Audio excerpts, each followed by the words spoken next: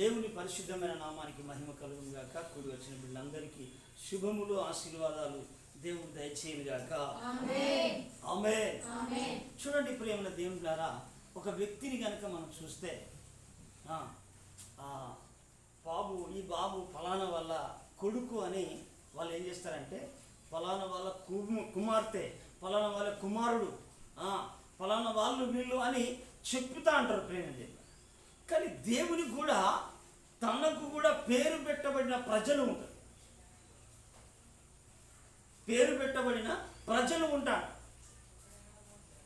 వాళ్ళు వాళ్ళు వాళ్ళు ప్రార్థన చేసిన వెంటనే వారికి ఏం చేస్తాడంటే జవాబు ఇచ్చేస్తాడు దేవుడు. వారి యొక్క ప్రార్థనను విని దేవుడు వారికి సహాయం చేయడానికే ఈ ప్రజలు ఏం చేసిందంటే, వాళ్ళు పేరు పెట్టబడిండు. వాళ్ళు దేవుని పిల్లలుగా వాళ్ళకు ఒక గుర్తింపు దేవుడు ఇచ్చాడు. ఎలాంటి గుర్తింపులు ఉన్నారు అని అంటే, వాళ్ళకు నా పేరు పెట్టబడిన ప్రజలు అని దేవుడు సంబోధిస్తాడు. చూడండి బైబిల్ గ్రంథంలో 2వ దినవృత్తాంతముల గ్రంథము 7వ అధ్యాయము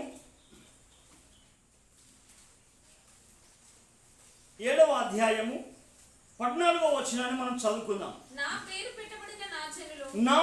పెట్టబడిన నా జనులు తమను తాము తగ్గించుకొని ప్రార్థన చేసి నన్ను వెతికి తమ చెడు మార్గములను విడిచిన ఎడల ఆకాశము నుండి నేను వారి ప్రార్థనను విని వారి పాపమును క్షమించి వారి దేశమునే స్వస్థపరుస్తానని చెప్పి చెప్పండి ప్రభువులు.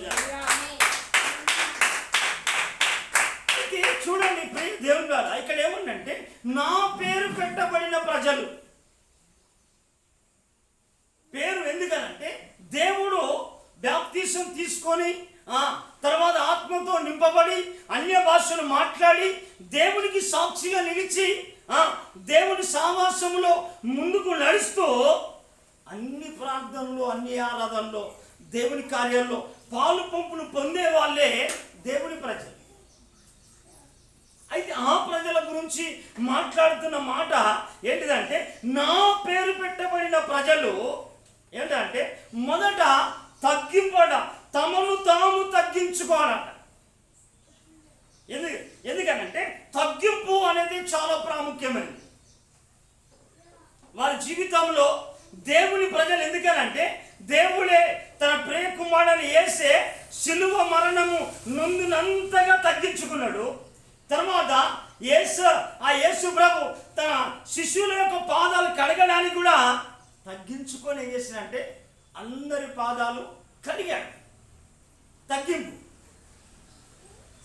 అంటే ఆయన విడిచిపెట్టుకోని భాగ్యాన్ని విడిచిపెట్టుకొని కూడా ఈ పరలోకాన్ని విడిచి భూమిపైకి వచ్చి శిలువ మరణము నందునంతగా తగ్గించుకున్నాడు. తన శిష్యులందరి యొక్క పాదాలు కడగడానికి కూడా కిందికి ఏం చేసాడమ్మా, తగ్గించుకున్నాడు. ప్రేమంటే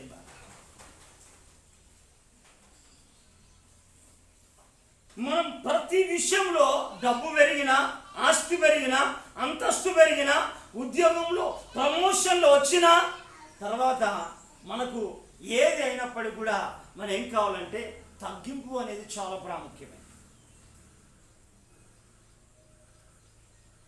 తగ్గింపు అనేది చాలా ప్రాముఖ్యం. గాలికి కానీ లేకుంటే ఒక చెట్టు ఎన్ని ఫలాలు ఇచ్చినా అది ఏమాత్రం కూడా హెచ్చించుకోదు. కానీ మనిషి మాత్రము హెచ్చించుకుంటాడు. ఆ హెచ్చింపు ఎందుకు అని అంటే తగ్గించబడడానికి. నెంబర్ 1 పాయింట్ ఏంటంటే, నా పేరు పెట్టబడిన జనులాట మొదటగా తగ్గించుకోవాలి. తగ్గింపు ఎప్పుడైతే మనం ఎందుకనంటే, ఎప్పుడైతే తగ్గించుకుంటామో మన జీవితంలో మనము దేవుడు ఒకసారిగా ఏం చేస్తాడంటే హెచ్చిస్తాడు. కొంతమందికి ఎందుకంటే వారికి ఏదన్నా కలిగిగానే ఏం చేస్తాడంటే ఆకాశం అంత ఎత్తి ఎగురుతాడు, తర్వాత కనబడదు. ప్రేమ తెలుగారా, తగ్గింపు అనేది చాలా ప్రాముఖ్యమైనది దేవుని పిల్లలకు. యేసు ప్రభు ఏం చేసిందంటే ఆయన శిలువ మరణము నందునంతగా ఏం చేసిందంటే చాలా మట్టుకు తగ్గించుకున్నాడు.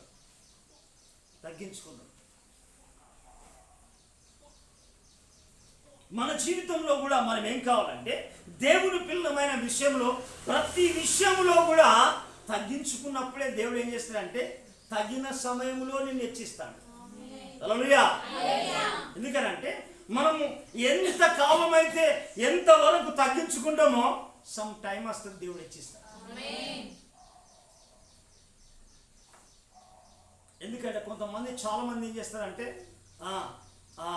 వాళ్ళు ఏమైనా నా మాట గెలవాలి, నేను చేసిందే అది నెరవేరాలి అని ఒక అహంకారమైన యుక్తంతో చెప్తా అంటారు, నా గెలవాలి. కానీ వాళ్ళు ఎందుకనంటే తగ్గించబడతా అంటారు.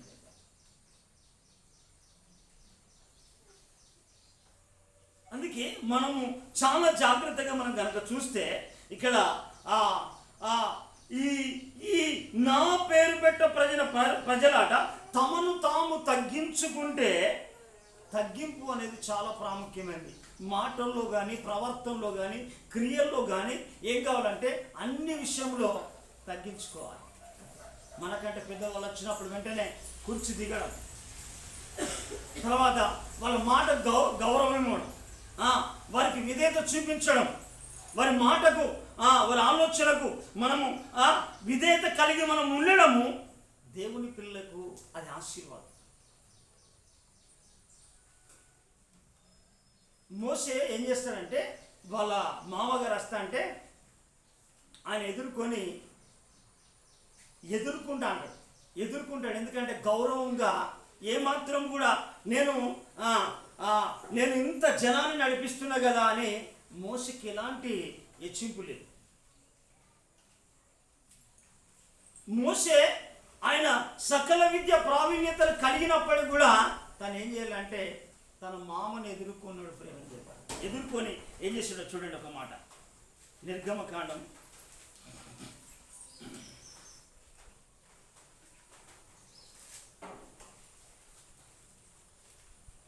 18వ అధ్యాయం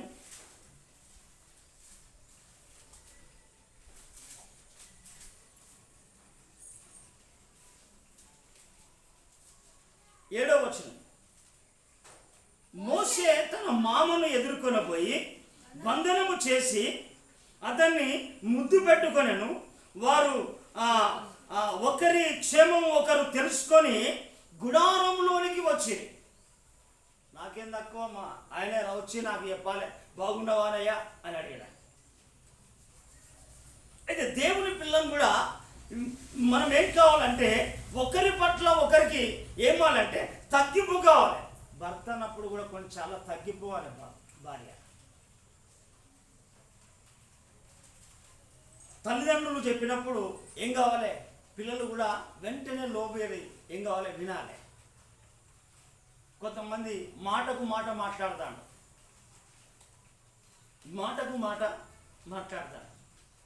అందుకే సొలొమోను అంటాడు, ఒకరి ప్రవర్తన ఆయనకు ప్రీతికరంగా ఉన్నప్పుడట శత్రువును తనకు మిత్రులుగా మారుస్తాడట. ప్రజల హల్లెలూయా. ఎందుకంటే చాలా మంది అంటే మనకంటే శత్రువులు వచ్చిన సరికి ఏం చేస్తారంటే గల్లెగిరేస్తా అంటారు, ఒక రకంగా మాట్లాడతారు. అందుకే ఇక్కడ సొలొమోను చెప్పే మాట ఏమంటాడంటే సామెతల గ్రంథం 16వ అధ్యాయంలో అక్కడ అంటాడు, ఒకని ప్రవర్తన అట దేవునికి ఆయనకు ప్రీతికరంగా ఉంటేనట వాళ్ళ శత్రువును సహాయాలు ఏం చేస్తాడట. చూడండి 7వ వచనం. ఒకని ప్రవర్తన యెహోవాకు ప్రీతికరమగునప్పుడు ఆయన వారి శత్రువులను సహా వారికి మిత్రులుగా చేయును. చూడండి ప్రేమ తెలుగారా. అయితే వీళ్ళు ఏం చేస్తారంటే వీళ్ళు ఆ శత్రువును సహా మిత్రునిగా మార్చేవాడు దేవుడు.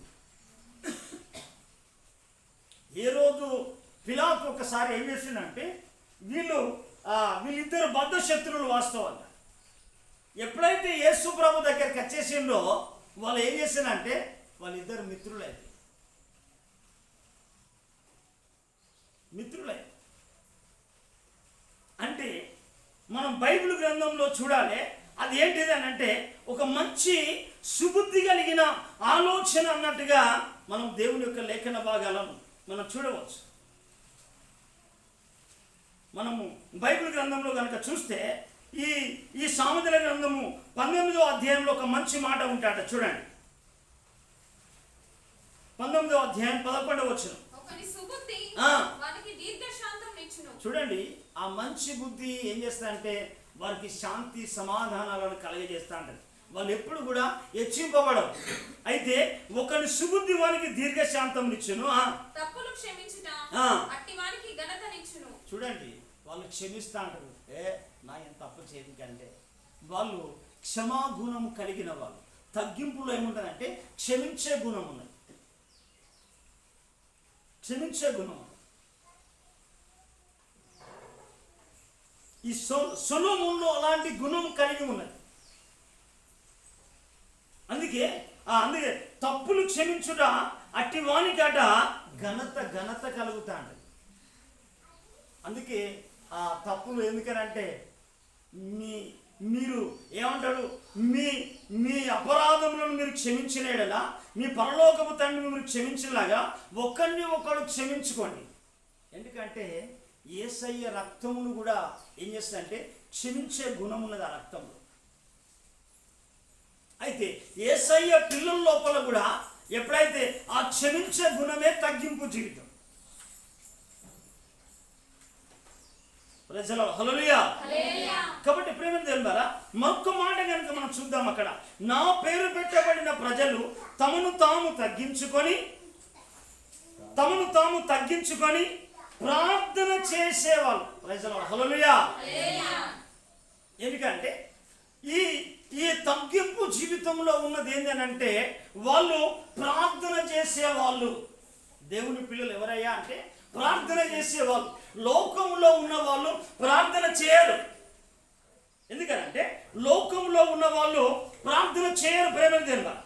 ఎందుకనంటే చాలా మంది జీవితంలో గనక మనం చూస్తే, మనము బైబిల్ గ్రంథంలో కనుక చూస్తే ప్రేమ ద్వారా చాలా మంది జీవితాల్లో వాళ్ళు సౌలు కాలంలో చాలా మంది ఏమైపోయిందంటే ఈ సౌలు కాలంలో ఉన్న వాళ్ళు సౌలు ఆ ఆత్మ కలిగిన వాళ్ళు, లేదా సౌలు యొక్క ఆ సౌలు ఆత్మ కలిగిన వాళ్ళు ప్రార్థన చేయరు. పాత నిబంధన కాలంలో ఏం చేస్తారంటే వాళ్ళు ప్రార్థన చేసే ఆ ఆలోచన వారి జీవితంలో లేనట్టుగా మనం బైబిల్ గ్రంథంలో మనం చూడవచ్చు. సౌలు దినాల్లో ఏం చేశాడంటే సౌలు ఒక చోట ప్రార్థన చేసినట్టుగా లేడు. ఈ పాత నిబంధన సౌలు ఏం చేశాడంటే దేవుడు ఆయనను అభిషేకించి ఇశ్రాయేలు ప్రజల పైన ఆయనను ఏం చేశాడంటే ఒక రాజుగా నిలబెట్టాడు.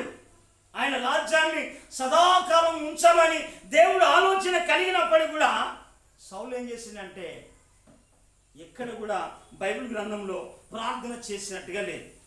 తర్వాత ఆ సౌలుతోటి దేవుడు ప్రవచనం ద్వారా కానీ లేక దర్శనం ద్వారా కానీ వాక్యం ద్వారా కానీ తర్వాత ప్రవక్తల ద్వారా కానీ సౌలుతో మాట్లాడినట్టుగా బైబిల్లో లేదు.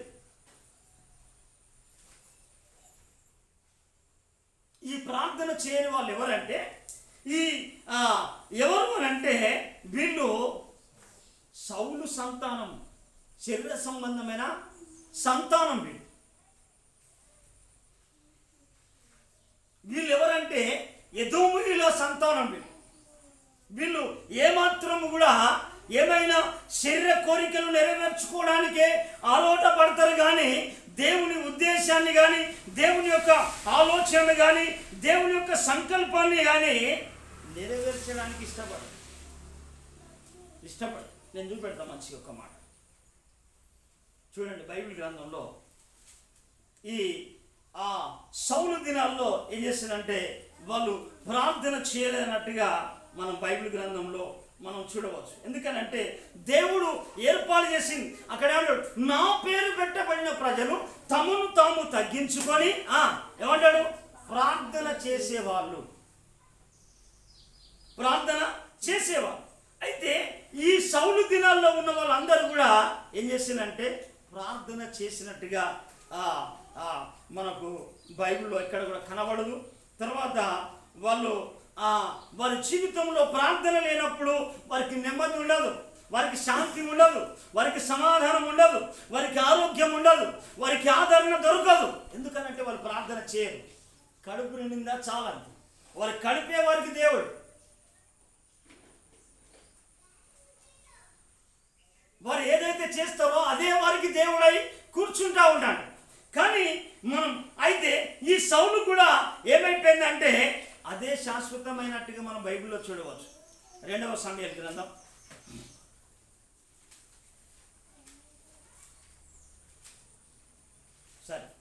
మొదటి సమూయేలు గ్రంథము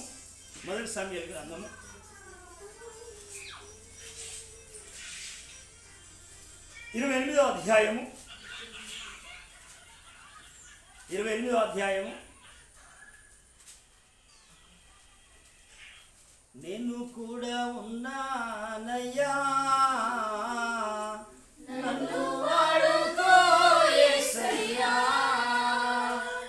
నేను కూడా ఉన్నానయ్యా, నన్ను వాడుకో యేసయ్యా, పనికి రాని పాత్రనని నన్ను పారవేయకు యేసయ్యా. దేవుడు ఎందుకంటే పనికిరాని పాత్రను పారేస్తాడు, కానీ దేవుడు పనికిరాని పాత్రను కూడా పనికొచ్చే పాత్రగా మలిచి వాడుకుంటాడు. ఆయన చేతికి వస్తాయి. అయితే ఇక్కడ చూడండి, మొదటి సమూయేలు గ్రంథం 28వ అధ్యాయము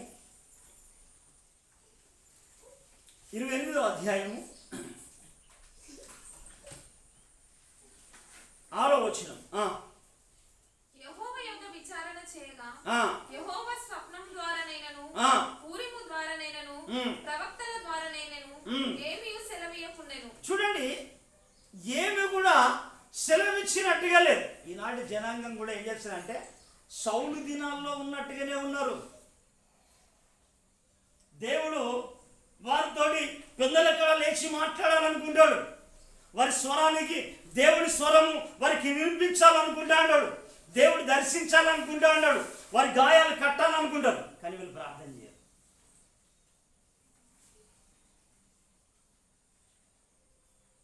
వారి ఆలోచన ప్రార్థన కాదు, ఈ లోకంలో మునిగి తేలాలే అంతే ఆలోచన. అయితే చూడండి, ఎలాగైతే దేవుని యొక్క స్వరము వినాలని, దేవుని యొక్క ఆలోచన చెయ్యాలని, దేవుని యొక్క గడపాలని కూడా ఏం చేసిందంటే ఈ మనస్సు లేదు కాబట్టిగా దేవుడు ఏం చేసిందంటే ప్రవక్తల ద్వారా కూడా మాట్లాడలే. ఇంకొక మాట చెప్పాలంటే ఇక్కడ 15వ వచనం ఉంటుంది, చదవమ్మా.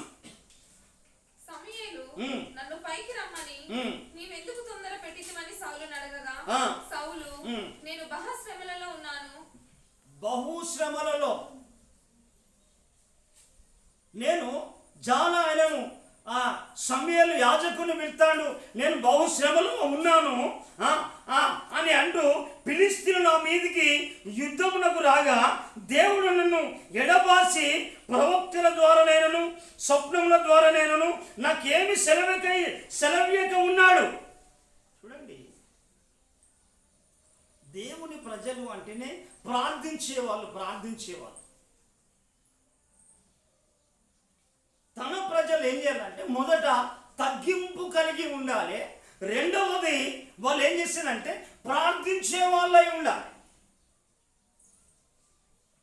ప్రజలు హల్లెలూయా, ఎందుకు వారు ప్రార్థించే వాళ్ళై ఉండాలి. వాళ్ళు ప్రార్థిస్తే ప్రేమను తెలిపారా. మనము బైబిల్ గ్రంథంలో కనుక చూస్తే ఎజ్రా ప్రార్థన చేస్తూ ఉంటాడు. ఎజ్రా ఏం చేస్తాడంటే ఎజ్రా ప్రార్థన చేస్తూ ఉంటాడు.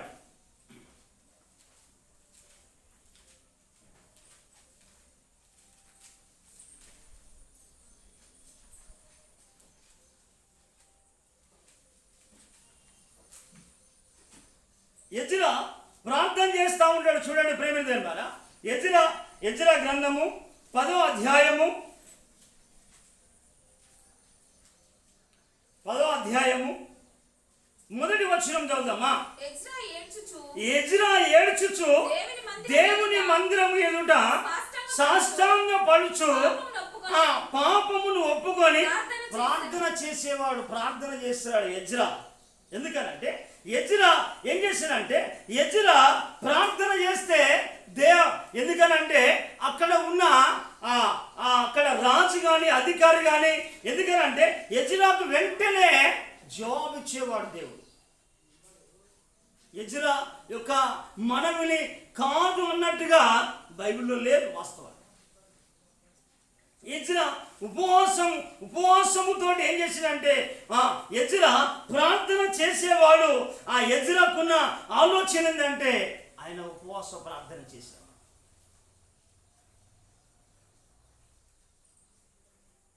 ఆయన ఎలా చేస్తా ఉన్నాడు, మందిరానికి వెళ్ళగానే ఆయన ఎందుకనంటే దేవుని సన్నిధిలో, ఎందుకనంటే దేవుడు ఆ కన్నీటిని దాటిపోయేవాడు కాదు, కన్నీటిని నాట్యంగా మార్చేది. అన్న కన్నీరు విడిచింది. తన సంతానం కొరకు ఒక కుమారుడు కావాలని ఆరాటముతోటి ఏమైనా దేవుని మందిరములోనే అన్నపానాలు మానేసి ప్రార్థన చేసింది. ఆ ప్రార్థనకు ప్రతిఫలం పొందాను. అయితే చాలామంది ఈ ఉపవాసము ఏం చేస్తారంటే ఈ ఉపవాస ప్రార్థన అపవాది పైన జయాన్ని ఇస్తాడు. అపవాది యొక్క కోటడు గోడను కూల్చివేసి అపవాది యొక్క తంత్రాలను నిర్మూలన చేసేదే ఉపవాసంలో ఉన్న శక్తి. అందుకే అపవాది ఏం చేస్తాడంటే వాడు వీళ్ళపైన అప్పుల కాడిలని, నొప్పుల కాడిలని, రోగం అనే కాడని, సమస్య అనే కాడి, ఆ కాడిని వేసి ఏం చేస్తాడంటే అపవాది ఏం చేస్తాడంటే తొక్కుతా అంటాడు, వాడు అనగొడతా అంటాడు. ఏదో ఒక కాడి పెట్టి అపవాది ఏం చేస్తాడంటే నిన్ను అణచివేయాలనే ఆలోచన వారికి. ఎప్పుడైనా దేవుని నిన్ను దూరము చేయాలి, నీ ఆలోచన కానీ, నీ తలంపు కానీ, నీ పరిశుద్ధత కానీ ఏం చేయాలంటే వాడు దోచుకొని నిన్ను ఎల్లో ఒక్కదాన్ని లేసి వాడిని ఏం చేస్తాడంటే నిన్ను నలిపివేయడమే వాని ఆలోచన.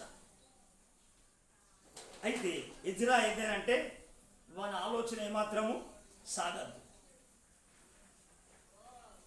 హల్లెలూయా.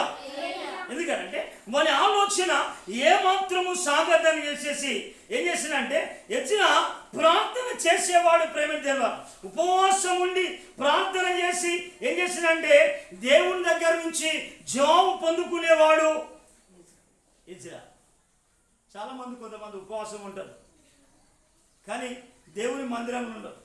వాళ్ళు ఉపవాసం ఉంటాంటారు, ఊరు తిరుగుతూ అంటారు, పని చేస్తూ ఉంటారు, వ్యాపారం చేస్తూ అంటారు, తర్వాత ఇంట్లో ఏం చేస్తూ అంటారు, గుద్దులాడుతూ అంటారు బయటికి.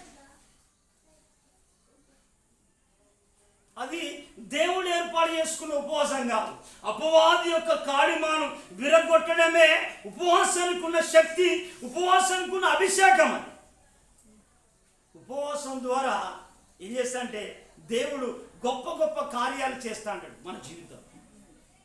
అందుకే ఈ ఎజ్రా అలాంటి శక్తి కలిగిన వాడు. అందుకే యెషయా గ్రంథంలో మనం చూద్దాం. యెషయా గ్రంథంలో ఇక్కడ 58వ అధ్యాయంలో కనుక మనం చూస్తే ఇక్కడ ఒక మంచి మాట రాయబడి ఉంటాడు.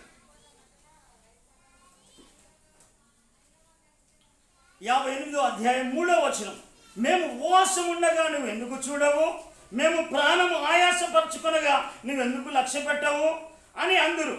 మీరు మీ ఉపవాస దినమున మీరు వ్యాపారము చేయుదురు, మీ పనివారి చేత కఠినమైన పనులు చేయుదురు, మీరు కలహపడుచు వివాదము చేయొచ్చు, అన్యాయముగా గుద్దులాడుచు ఉపవాసం ఉంది. ఇదే ఉపవాసం నాకు తెలియదు వాస్తవంగా, నేను నేర్చుకున్న ఉపవాసం కాదు. మేము 40 రోజులు ఉంటాం సార్, ఎన్ని ఫైటింగ్లు అయినాయి. ఉపవాసం ద్వారానే ఏం చేస్తారంటే అక్కడ సమాధానం కలగాలి, శాంతి కలగాలి, నెమ్మది కలగాలి, అక్కడ విడుదల కలగాలి, అక్కడ స్వస్థత కలగాలి. అదే ఉపవాసం. అయితే ఇక్కడ వాళ్ళ మరొక మాట అంటే ఏమంటాడు ఇక్కడ, ఇక్కడ చూడండి 4వ వచనంలో, మీ కంఠధ్వని పరమున వినబడినట్లు మీరు ఇప్పుడు ఉపవాసం ఉండరు. అంటే వీళ్ళ స్వరము పరలోకమందున్న దేవుడు వినాలనట, వీళ్ళు ఉపవాసం చేయరు. మేము ఉపవాసం ఉంటామని ఊరంతా మాత్రం చాటింపు చేస్తా అంటారు. మేము 40 దినాలు ఉన్నాం సార్. నీకేం తెలుసు? ఎంత ఆత్మీయతను సంపాదించావు? దేవుని యొక్క దర్శనాన్ని పొందుకున్నావా? దేవుని ఆలోచన పొందుకున్నావా? దేవుని ఉద్దేశం నెరవేర్చడానికి వచ్చినవా? దాని ద్వారా ఎన్ని కార్యాలు నీ పట్ల జరిగినాయి? నీ ఉపవాసం ద్వారా ఎందరికి విడుదల కలిగింది? నీ ఉపవాసం ద్వారా ఎంతమంది స్వస్థత పొందిందో? నీ ఉపవాసం ద్వారా నువ్వు ఎంత అభిషేకం పొందావు? ఎంత అన్య భాషలు మాట్లాడుతున్నావు? లేదు. కానీ నీ ఉపవాసం ఏం చేస్తా అంటే వ్యాపారం చేయడానికి, గుద్దులాడడానికి, ఫైటింగ్ చేయడానికి ఉపవాసం.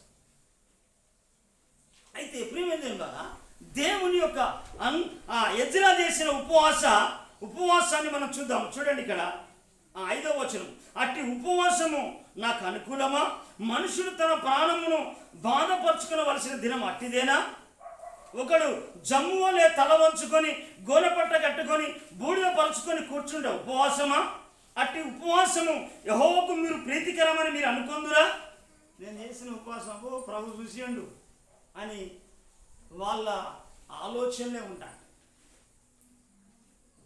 అయితే ఇక్కడ అంటాడు చూడండి, దుర్మార్గులు కట్టిన కట్లు విప్పుటయు ఉపవాసం. అది దుర్మార్గుడు, దుష్టుడు, అపవాది సంబంధి వాడు ఏం చేస్తాడంటే కొంతమంది కట్లు వేస్తాడు.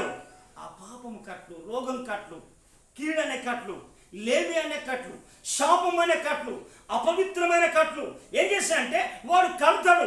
ఆ కట్లు విప్పడమే ఉపవాసము. నువ్వు ఉపవాసం ఉంటే నీ ఇంట్లో కట్లని తెగిపోవాలి. అయితే అక్కడ అంటాడు, కాడి మేకులు తీయుటయు, బంధింపబడిన వారిని విడిపించుటయు, ప్రతి కాడి విరగొట్టుడయు నేను ఏర్పరచుకున్న ఉపవాసం కదా. ఎందుకంటే ప్రార్థన అనగా ఉపవాసము ద్వారా చేస్తా అంటారు, సాధారణంగా చేస్తా అంటారు, తర్వాత విజ్ఞాపన చేస్తా అంటారు. ప్రియమైన ద్వారా ఎందుకంటే తగ్గించుకోవడం ఒకటైతే, రెండవది ప్రార్థన చేయడము తన ప్రజలకు. 3వ మాట మనం చెప్దాం ప్రియమైన. 3వ మాట,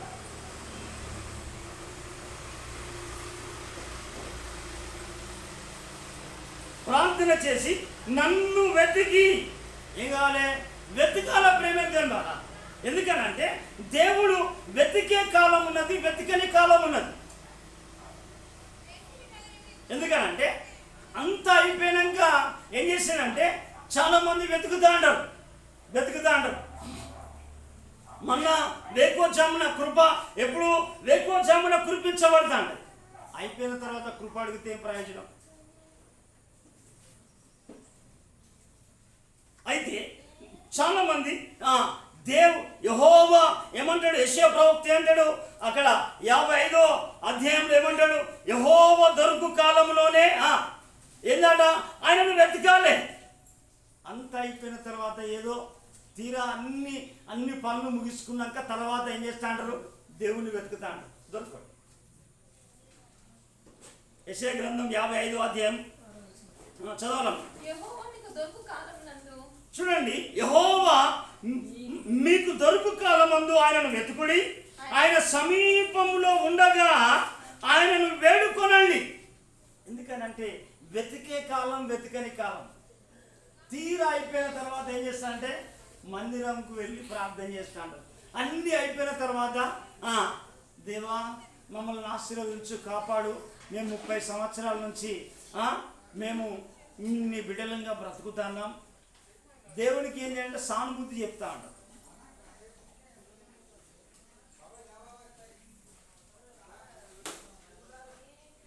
అందుకే ప్రియమైన దేవుని ద్వారా మనం చాలా జాగ్రత్తగా మనం చూడాలి మన జీవిత శైలి విధానాన్ని.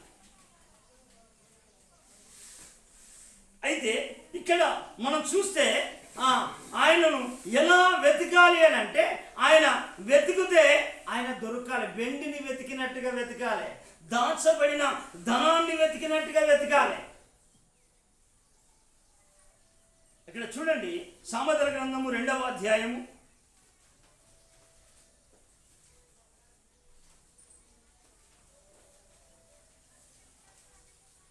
4-5 వచనం.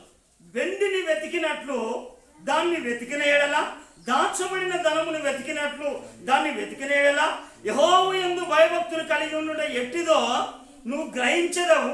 దేవుని గురించిన విజ్ఞానము నీకు లభించుతుంది.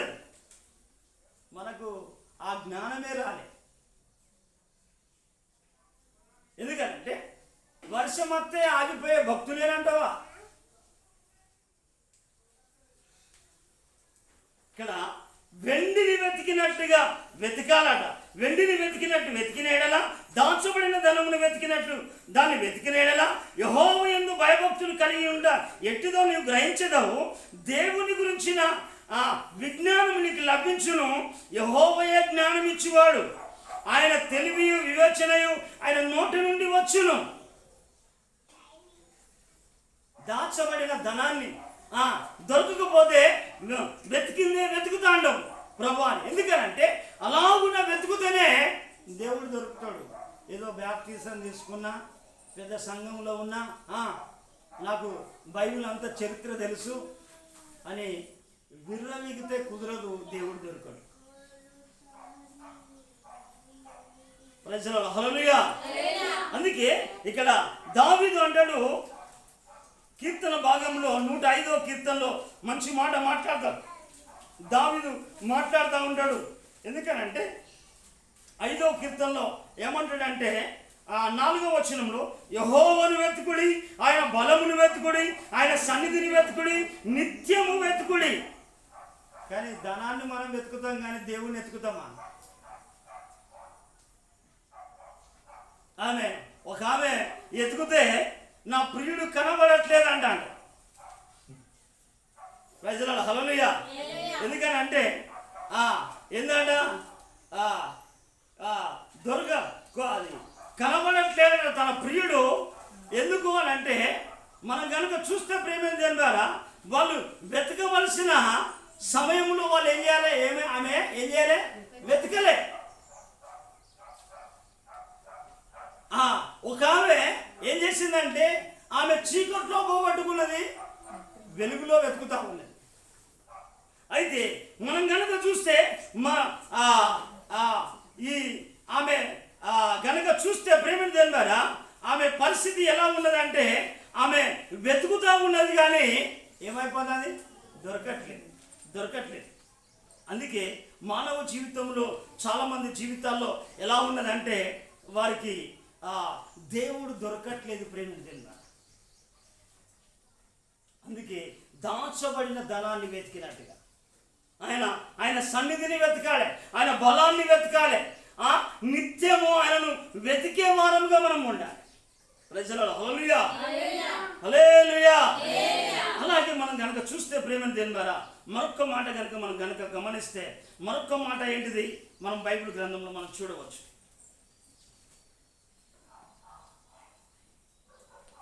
అక్కడ నన్ను వెతికిన ఎడల, ఇక్కడ ఏమన్నాడు?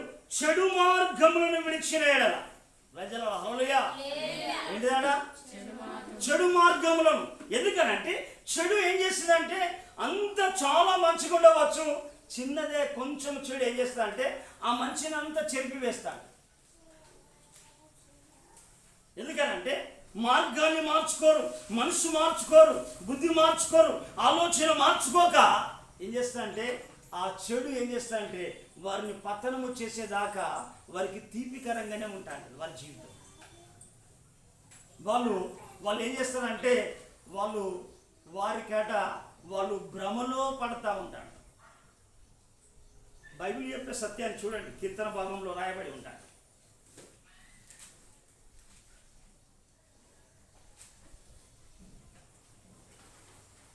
చూడండి 36వ కీర్తన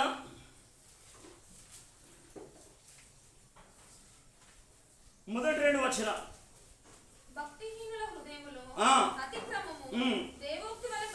అంటే దేవుని మాటగా ఆ దేవోక్తి వలె కనబడుతున్నదట. వాని దృష్టి దేవుని భయము బొత్తిగా లేదు. ఎందుకనంటే దేవుని భయం లేదు వాస్తవంగా. ఎందుకనంటే వీళ్ళు దేవుణ్ణి వెతికి సంపాదించుకోలే, దేవుని వాక్యాన్ని సంపాదించుకోలే. అందుకే వాళ్ళకట వాని దృష్టి ఎదుట దేవుని భయం బొత్తిగా లేదు. విచ్చల విడిగా తిరుగుతాడు. బండి డ్రైవింగ్ ఎటు పడితే డ్రైవ్ చేస్తే డివెండర్ కన్నా కొట్టుకోవాలి, ఎదుటి వ్యక్తి వేరే బండి వచ్చేనే యాక్సిడెంట్ కావాలి. అయితే అలా వాళ్ళ జీవితం యాక్సిడెంట్ అయ్యేంత వరకు కూడా తిరుగుతూనే ఉంటాడు. అందుకే చూడండి, ఇక్కడ వాని దృష్టి ఎదుట దేవుని భయం బొత్తిగా లేదు. వాని దోషము బయలుపడి అసహ్యంగా కనబడు వరకు అది వాని దృష్టి ఎదుట ముఖస్థుతి చేసే భక్తులు ఉన్నారమ్మా. ముఖస్థుతి చేసే భక్తులు ఉన్నారు. అందుకే ఎందుకనంటే దుష్ట సాంగత్యము మంచి నడవడిని చెరిపివేస్తా అంటది. తాగుబోతులతోటే ఉంటాంటారు. నేను తాగుతానా అన్న? వ్యభిచారులతో స్నేహం చేస్తా అంటారు, అబద్ధికులతో స్నేహం చేస్తా అంటారు, అన్యాయస్తులతో స్నేహం చేస్తా అంటారు. అందుకే దుష్టుల ఆలోచన చొప్పున నడవక, పాపుల మార్గంలో నిలవక, అపహాసకులు కూర్చుని చూడనా. మనం ఏంటంటే అక్కడనే చాలా మంది అది చేస్తాను. ఎందుకనంటే చెడు అనేది నీ నుంచి దూరం అయిపోవాలి. నువ్వు ఎవరివి? దేవుని పేరు పెట్టబడిన ఒక బిడ్డగా నువ్వు బ్రతకాలే. మరలా పాపం చేసుకుంటా, మరలా మోసం చేసుకుంటా. ఎవరిని మోసం చేస్తాను? ఎవరిని చేస్తాను మనం గమనించాలి. అందుకే ఇక్కడ నా పేరు పెట్టబడిన ప్రజలు అన్నాడు. అంటే దేవునికి తగిన జీవితము నీకున్నదా? దేవునికి తగినట్టుగా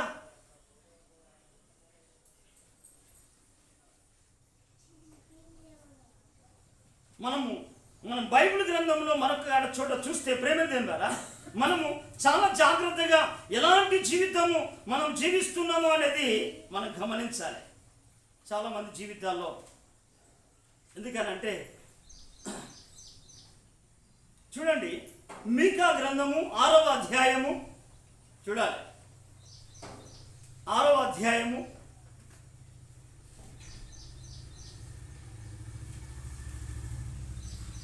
12, 13, 14 వారిలోని ఐశ్వర్యవంతులు ఎడతెగక బలత్కారము చేయుదురు, పట్టణస్థులు అబద్ధమాడుదురు, వారి నోటిలోని నాలుక కపటముగా మాట్లాడును. కాబట్టి నువ్వు బాగుపడకుండా నేను నీ పాపమును బట్టి నిన్ను పాడు చేసి గమనించాలి.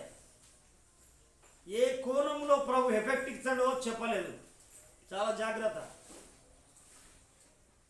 అక్కడ నువ్వు భోజనము చేసాను తృప్తి కానేరదు, నువ్వెప్పుడు పస్తుగానే ఉండు, నీవేమైనా తీసుకొని పోయినను అది నీకుండదు, నువ్వు భద్రము చేసుకొనను కొనిపోవు దానివి దోపుడు సొమ్ము.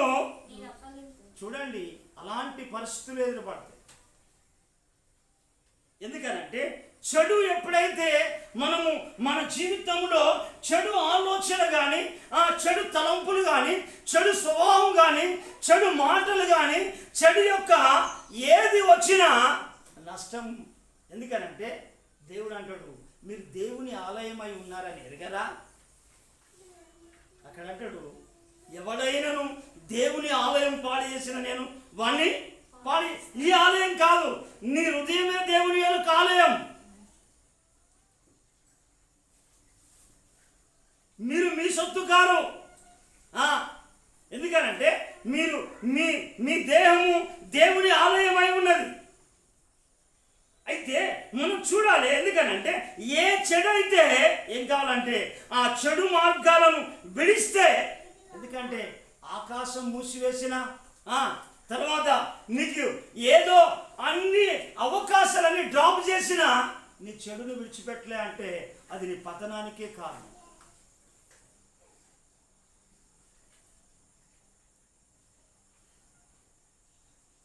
మరొక మాట, ఎందుకనంటే ప్రేమ ద్వారా ఎందుకు దేవుడు అక్కడ చూస్తే మన జీవిత శైలిని మనం గమనించాలి. నీ చెడు మార్గమును విడిచిన ఎడల విడవాలి. ఎందుకనంటే విడిచినప్పుడే నువ్వు ఆధ్యాత్మికంగా ఎదుగుతాడు. నీ పాపం ఉన్నంత వరకు దేవుల్లో నువ్వు ఎదగలేవు. నీ లోపల చెడు ఆలోచనలు ఉన్నప్పుడు, చెడు తలంపులు ఉన్నప్పుడు, చెడు ఉద్దేశాలు ఉన్నప్పుడు, పాప సంబంధమైన కోరికలు నిన్ను రేపినప్పుడు నువ్వు ఎదగలేవు. దేవుల్లో ప్రార్థనలో ఎదగలేవు. దేవుని యొక్క వాక్యం రిసీవింగ్ కాదు నీకు. ఎందుకనంటే నీ లోపల పాపం ఉన్నది. నీ లోపల చెడు యొక్క కోరికలు ఎప్పటికి కూడా పెరిగిపోతూ ఉంటాయి. అందుకు ఏం చేస్తా అంటే నువ్వు పెరుగవు. ఎందుకనంటే అనేకులకు ఒక అడ్డుబండగా నిలుస్తూ ఉంటాడు. ఎప్పుడైతే పాపం తీసేస్తాడో ఆధ్యాత్మికంగా ఆత్మలో ఎదుగుతాడో, అభిషేకంలో ఎదుగుతాడో, అనేకులకు మాదిరికరంగా నీ జీవితం కొనసాగించబడుతుంది. లేకుంటే ఆ పాపమే నేను పతనం చేస్తాను.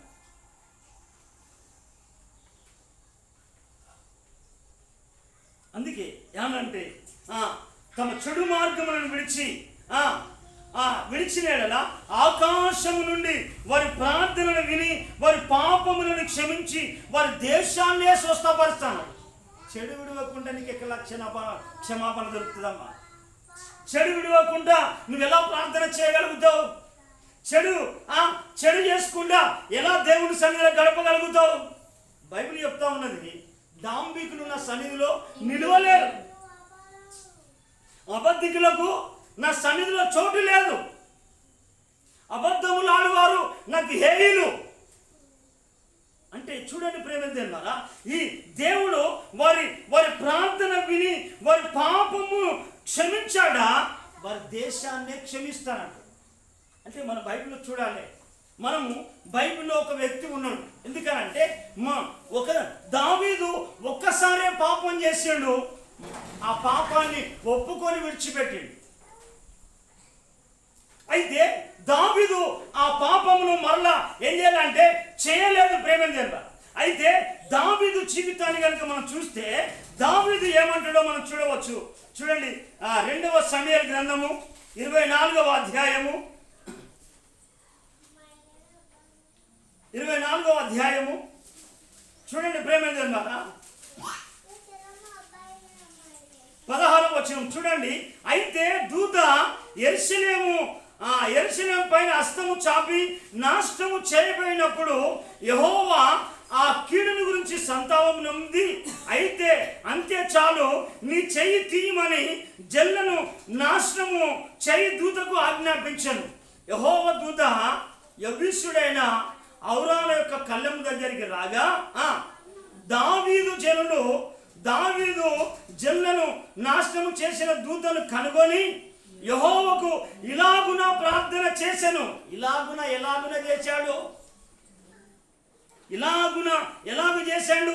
ఆ నాశనము చేసే దూతను కనుగొని ఎలాగున ప్రార్థన చేస్తున్నాడు.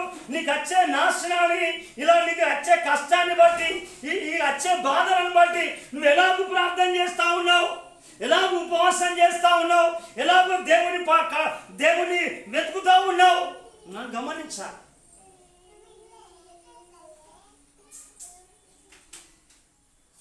ఎలాగో? ఎందుకంటే యెహోవాను ఇలాగూ ప్రార్థన చేశాను. ఏమంటున్నాడు? చిత్తగించుము, పాపము చేసిన వాడను నేనే. నువ్వు అనగలుగుతున్నావా?